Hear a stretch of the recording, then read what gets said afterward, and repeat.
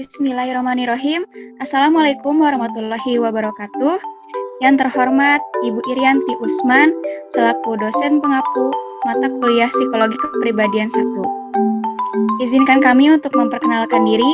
Kami dari kelompok 8 kelas A yang beranggotakan 4 orang, yaitu Adinda Salsabila Putri, Ambalika Siti Maulani, Artatia Tresna Diwangsa, dan Arumvia Laksinta. Video presentasi ini kami buat untuk memenuhi UAS Psikologi Kepribadian 1. Kami akan memaparkan materi tentang teori kepribadian Carl Gustav Jung. An explorer of a world where the mind has mountains, cliffs of fall, frightful, sheer, no man fathomed. His name was Carl Gustav Jung. In 1959, 2 years before his death, he spoke to John Freeman of the BBC about his life. He was one of the great pioneers of modern psychiatry. Introvert, extrovert, archetypes, complex. These words we owed to Jung. But for years he was dismissed by many as a mystic. Today there's a growing realization that his work could help to reconcile science and religion, which for centuries have so disastrously divided the spirit of man against itself. What sort of religious upbringing did your father give you? Oh, we were Swiss Reformed. And did he make you attend church regularly? Oh, well, that was quite natural. Yes. Everybody went to church on Yes. Sunday. And did you believe in God? Oh, yes. Do you now believe in God? Now? Difficult to answer. I know. I don't need to believe. I know. Untuk mempersingkat waktu, kami langsung saja mulai. Materi yang pertama yaitu akan dijelaskan oleh Ambalika. Kepada Ambalika dipersilahkan. Saya Ambalika akan memaparkan tentang biografi Carl Gustav Jung. Carl Gustav Jung lahir di Cashville 26 Juli 1875 dan meninggal di Kusnach 6 Juni 1961 pada umur 85 tahun. Carl Jung adalah seorang psikologi yang berasal dari Swiss dan seseorang yang merintis dan mengembangkan konsep psikologi analitik atau psikologi analisis. Dalam teori kepribadian bersama Sigmund Freud, Carl Gustav Jung dikenal sebagai penemu teori psikologi analitik. Pemikiran-pemikiran Carl Gustav Jung dipengaruhi oleh perkembangan ilmu pengetahuan dan filosofi pada abad ke-19. Jung memberikan definisinya tentang kepribadian sebagai psiki atau jiwa yang diambil dari bahasa Yunani untuk kata spirit atau semangat atau soul atau jiwa. Sekarang juga biasa disebut mind.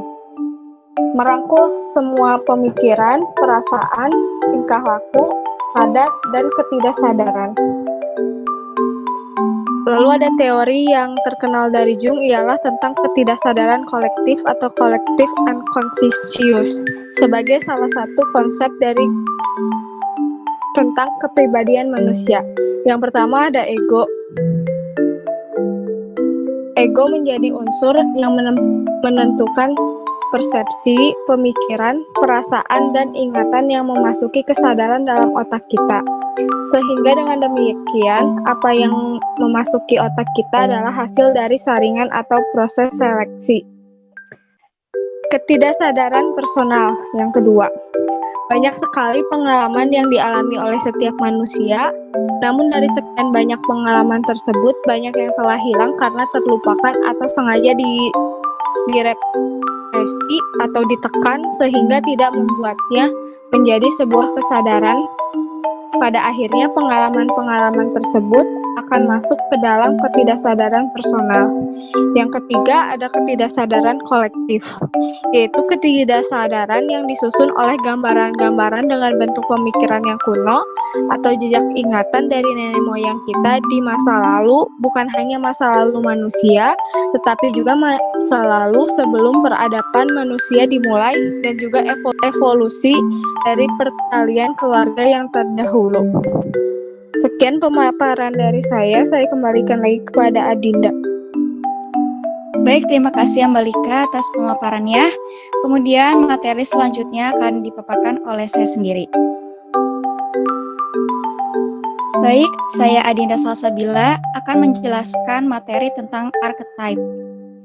Archetype adalah suatu bentuk pikiran atau ide universal yang mengandung unsur emosi besar. Bentuk pikiran ini yang menciptakan gambaran atau visi dalam kehidupan sadar yang berkaitan dengan situasi tertentu. Misalnya, archetype tentang guru akan menghasilkan tentang gambaran guru disertai persepsi yang terbangun dari sikap guru. Contohnya dapat kita lihat dalam kehidupan sehari-hari. Jika sejak awal seorang guru telah menampilkan sosok yang penyayang, baik hati dan membimbing, maka sosok itulah yang melekat dalam benak siswa tentang guru. Namun sebaliknya, jika kesan buruk yang muncul sejak pertama kali seperti pemarah, suka memukul, tampilan yang menakutkan, maka kesan tersebut yang akan menjadi persepsi terhadap sosok guru. Ini dapat terbentuk karena seringnya kejadian dan pengalaman itu terjadi dan dilihat. Pengalaman yang konstan dan terulang inilah yang tertanam dalam ketidaksadaran kolektif dalam bentuk archetype. Kemudian, ada banyak archetype yang dijelaskan oleh Jung. Dalam bagian ini terdapat 7 archetype yang membentuk kepribadian dan tingkah laku manusia, yaitu yang pertama ada persona. Persona adalah topeng yang dipakai seseorang sebagai respon atas tuntutan dari masyarakat di sekitarnya. Dengan kata lain, persona akan memainkan peran yang diinginkan orang-orang di sekitarnya. Contoh dalam kehidupan kita dapat dilihat dalam dunia perfilman. Kita bisa melihat bagaimana seseorang yang bekerja sebagai aktor juga memakai topeng sebagai diri orang lain yang diperankannya meski sebenarnya itu bukan jati dirinya. Selanjutnya ada anima dan animus, di mana laki-laki yang memiliki sisi feminim ini dinamakan dengan anima, sedangkan bagi perempuan yang memiliki sisi maskulin dinamakan animus. Seorang laki-laki yang lebih menonjolkan sisi feminimnya akan cenderung bersikap lemah lembut dan menampilkan kelemah lembutannya itu dalam setiap aktivitasnya. Contoh dari sikap feminim dari laki-laki ini yaitu ketika seorang anak laki-laki yang manja dalam pelukan ibunya dan berkata dengan penuh kelembutan. Sedangkan perempuan dengan animusnya akan menampilkan sosok yang kuat dan sisi maskulin lainnya. Contohnya dalam kehidupan sehari-hari ketika pelaksanaan demo. Dalam situasi demo ini perempuan akan menampilkan sisi maskulinnya seperti berteriak dengan lantang dan maju mengeluarkan pendapat dengan tegas. Kemudian ada shadow atau bayang-bayang. Archetype ini dalam pandangan Jung merupakan insting-insting binatang yang diwarisi manusia dalam evolusinya dari bentuk-bentuk kehidupan yang lebih rendah. Hal ini mengakibatkan munculnya pikiran-pikiran, perasaan-perasaan, dan tindakan yang tidak menyenangkan dan patut dicela masyarakat dalam kesadaran tingkah laku. Dapat dikatakan, shadow ini merupakan sisi buruk kepribadian seseorang yang disembunyikan dari pandangan publik dengan persona atau direpresikan ke dalam ketidaksadaran kolektif. Contohnya dari shadow ini adalah ketika anak remaja yang dikenal baik oleh keluarganya, namun ternyata ia adalah pecandu narkoba yang berat. Tetapi anak tersebut tidak pernah memperlihatkan sisi buruk tersebut di hadapan keluarganya dengan cara bersikap baik-baik saja. Selanjutnya ada self atau diri. Adalah titik pusat kepribadian. Ia akan mempersatukan sistem-sistem dan memberikan kesatuan, keseimbangan, dan kestabilan pada kepribadian. Diri atau self adalah tujuan hidup yang terus-menerus diperjuangkan. Ia memotivasikan tingkah laku manusia, seperti pengalaman-pengalaman religius, merupakan bentuk pengalaman paling dekat ke diri yang mampu dicapai oleh seseorang. Konsep self ini akan merefleksikan diri dalam pembentukan kepribadian yang berhubungan dengan orang lain dan lingkungan sekitarnya. Kemudian ada Great Mother. Great Mother ini menampilkan dua dorongan yang berlawanan, yaitu antara pengasuhan dan kesuburan versus kekuatan untuk menghancurkan. Contohnya, seorang ibu sangat mengayomi dengan penuh cinta terhadap anaknya. Namun, di lain sisi, ia bisa menjadi pribadi yang penuh marah dan melakukan pemukulan terhadap anaknya. Semua pengaruh yang dideskripsikan tersebut datang dari ibu itu sendiri, tetapi lebih kepada archetype yang diproyeksikan kepada ibu itu sendiri, yang akhirnya akan memberikan si ibu sebuah latar belakang. Yang menciptakan sikap keibuan tersebut datangnya dari ketidaksadaran kolektif, bukan dilakukan karena kesadaran seseorang. Kemudian ada Wise Old Man, merupakan archetype dari wisdom dan meaning. Ini menyimbolkan pengetahuan manusia akan misteri kehidupan. Seseorang yang didominasi oleh archetype ini mungkin akan memiliki banyak pengikut dengan menggunakan berbagai pendapat yang terdengar meyakinkan, tetapi sesungguhnya tidak berarti karena ketidaksadaran kolektif tidak dapat mengarahkan kebijakan pada individu tertentu. Contohnya seperti pada politikus, agamis, dan tokoh-tokoh sosial. Kemudian yang terakhir ada hero. Hero ini membebaskan kita dari perasaan tidak berdaya dari kesengsaraan menjadi model ideal.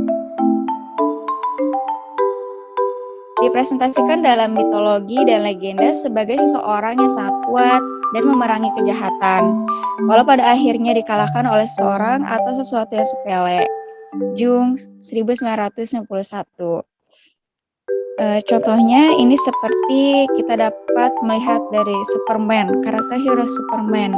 Karakter hero Superman ini pun memiliki kelemahan, yaitu kryptonite. Baik, cukup sekian penjelasan yang dapat saya paparkan. Kemudian materi selanjutnya akan dijelaskan oleh Arum. Ada Arum, dipersilahkan.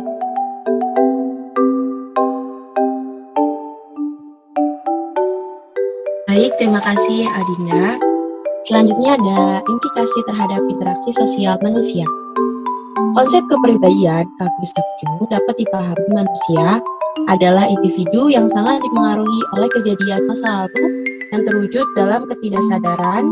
Selain itu, manusia juga sebenarnya dalam hidup sering memainkan perannya sesuai dengan kondisi, situasi, dan posisi di mana ia berada. Dalam interaksi sosial, perlu dipahami bahwa setiap individu memiliki kebebasan sosial yang melekat pada dirinya.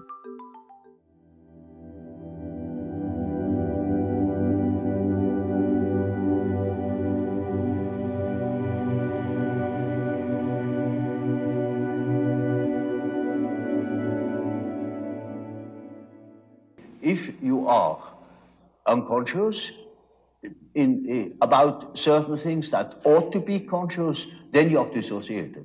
And then you are a man whose left hand never knows what the right is doing and counteracts or interferes with the right hand. Now such a man is hampered all over the place. Yes. For instance, take a singer. Yes. Who is absolutely controlling his voice.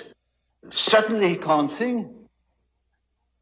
Or any other, for take a man who writes fluently.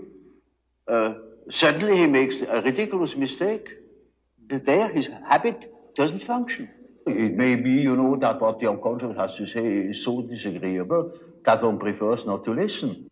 And in most cases, people would be probably less neurotic if they could admit the things. These things are always a bit difficult or disagreeable or inconvenient or something of the sort. So there is always a certain amount of repression. When in treatment, for instance, in the treatment of neurosis, you have to do with that personal unconscious for quite a while.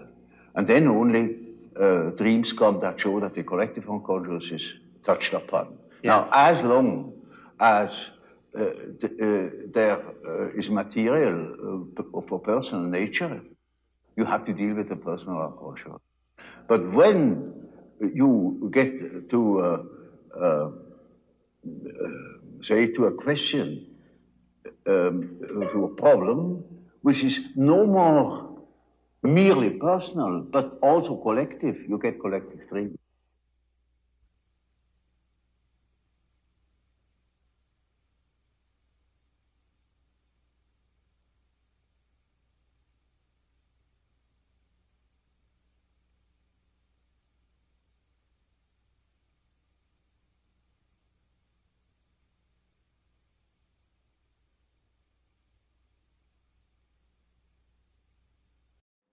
There are cases who know just as much about their own neurosis as I know about it, in a way.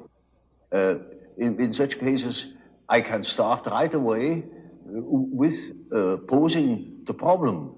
For instance, there is a case, a professor of philosophy, and he imagines that he has cancer. He shows me several dozen X-ray plates that prove that there is no cancer. And he says, of course I have no cancer, but nevertheless I'm afraid I could have one. You see, I have consulted so many surgeons and they all assure me there is none, and I know there is none, but I might have one, you see, and that's enough. Now, you see, such a case can stop from one moment to the other. He simply stops thinking such a foolish thing, you see. But that is exactly what he can't do. You know it is nonsense, and why should you think it? Or what for should you think it? Well, and what is that power that makes you think such a thing? It's like a possession, you know. Exactly. It's like a demon in him that makes him think like that, in spite of the fact that he doesn't want it. You see, then we have the problem. That is the problem for an intellectual man. And then I say, now, you see, you don't know, you have no answer. I have no answer. Now what are we going to do? I say, now we must see what you dream. Because the dream is a manifestation of the unconscious side. Right. Now, you never had heard of the unconscious side. So I must explain to him that he has an unconscious. Yeah. And that the dream is a manifestation of it. And if we succeed in analyzing the dream, we might get an idea about that power that makes him think like that. You see? In such a case, one can begin right away with the analysis of dreams.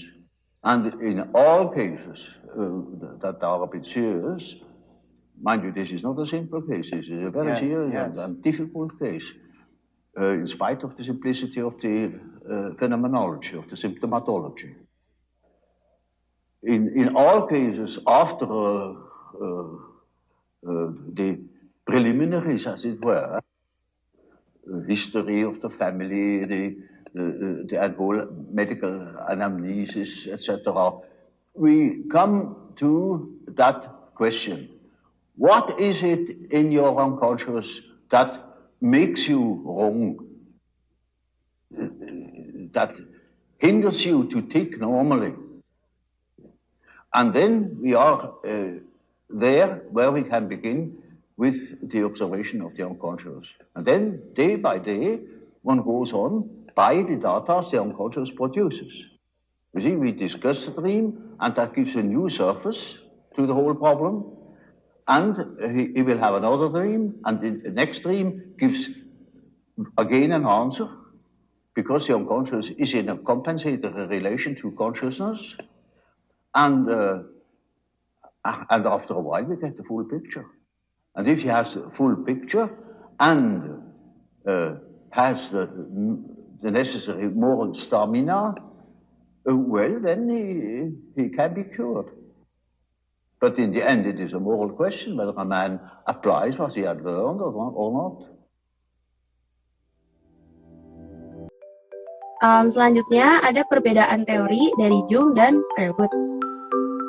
Freud menekankan pada ketidaksadaran personal, bawaan filogenetis hanya merupakan suatu alternatif jika individu tersebut menjelaskan kegagalan seperti penjelasan Freud mengenai Oedipus kompleks. Lalu, kalau Jung menekankan pada ketidaksadaran kolektif dan menggunakan pengalaman personal untuk mengemas kepribadian secara utuh, membedakan ketidaksadaran kolektif menjadi dorongan otonomi yang disebut archetype. Selanjutnya ada dinamika kepribadian. Dinamika kepribadian menurut Jung mengacu pada dua ide, yaitu kausalitas. Masa kini menyajikan kondisi saat ini yang berasal dari pengalaman sebelumnya, dan teleologi kejadian masa kini dimotivasi oleh tujuan dan inspirasi masa depan. Lalu ada progresi, yaitu adaptasi ke dunia luar, dan ada regresi, yaitu adaptasi ke dalam diri. Mungkin dari saya, selanjutnya akan saya kembalikan pada moderator.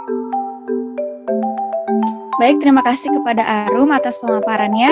Materi selanjutnya akan dijelaskan oleh Artatia. Kepada Artatia dipersilahkan. Terima kasih Antinda. Saya akan menjelaskan tentang tipe psikologis. Tipe psikologis ada dua. Yang pertama itu adalah basic attitude, yang merupakan sikap dasar. Sikap dasar itu terdiri atas dua, yaitu introvert dan extrovert. Introvert orientasinya subjektif, memiliki pemahaman yang baik tentang dunia dalam diri, menerima dunia secara selektif dan dengan pandangan subjektif mereka. Lalu yang kedua adalah extrovert. Extrovert adalah orientasinya objektif dan cenderung menekan orientasi subjektifnya, sehingga menjadi mudah untuk dipengaruhi oleh lingkungan sekitarnya. Lalu ada fungsi jiwa. Fungsi jiwa itu terdiri dari 4. Yang pertama ada thinking atau berpikir. Artinya aktivitas logika intelektual yang menghasilkan ide. Berpikir ini bersifat irasional. Tujuan berpikir ini untuk memahami hakikat dunia dan dirinya sendiri. Berpikir ini juga berfungsi untuk menilai kebenaran atau kesalahan sesuatu. Lalu yang kedua ada sensing atau pendirian. Proses mengubah rangsangan yang diterima secara fisik ke dalam bentuk kesadaran perseptual.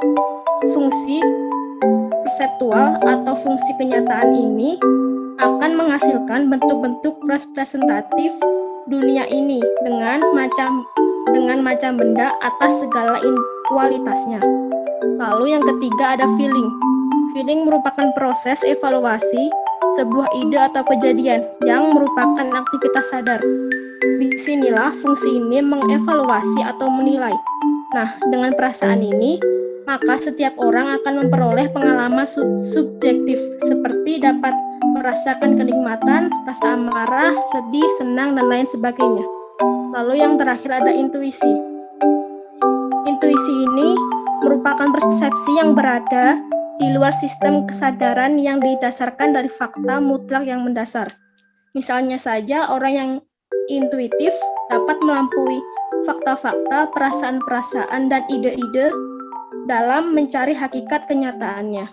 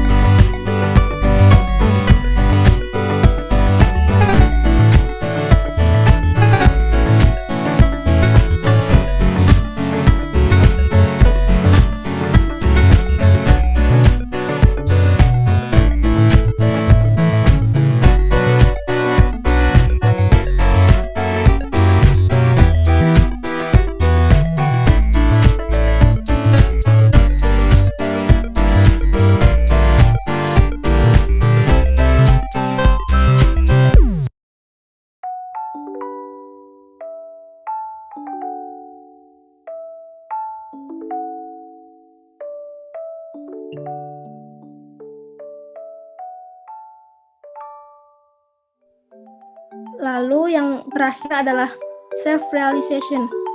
Self-realization adalah proses untuk menjadi individu yang utuh. Nah, proses ini memiliki arti bahwa individu memiliki komponen psikologis yang berfungsi dalam kesatuan untuk melemahkan proses kemampuan psikis. Jung juga membaginya menjadi 4.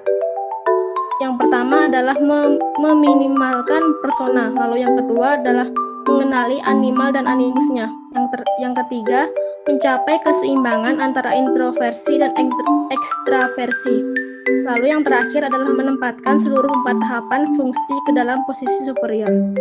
Terima kasih, sekian dari saya kembalikan kepada moderator. Baik, alhamdulillahirabbil alamin. Terima kasih teman-teman atas pemaparannya. Cukup sekian pemaparan dari kelompok kami. Kurang lebihnya mohon maaf. Wassalamualaikum warahmatullahi wabarakatuh.